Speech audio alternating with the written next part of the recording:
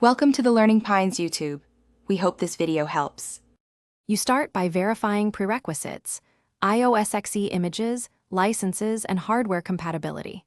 Once done, assign management IPs to each switch and confirm reachability. You need SSH access from your workstation.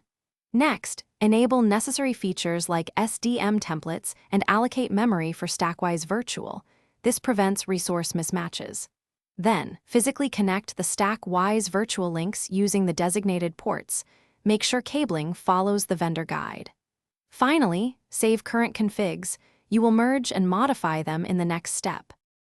You now configure the StackWise Virtual domain and designate a priority for active and standby roles. This decides failover. Once configured, create the peer link using high-capacity interfaces and bring up the keep-alive over a separate management VLAN to avoid split brain. Then, enable SVRPL and execute StackWise Virtual commands to form the pair. You will see role negotiation messages. Make sure to synchronize key settings like VLAN, SVI IPs, and port channels so forwarding state aligns across both switches. You finish by validating the deployment.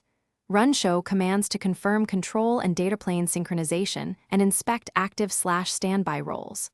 Once done, test failover gracefully. Shut the active supervisor or unplug the peer link momentarily and observe state changes to ensure traffic continuity. If something fails, start troubleshooting.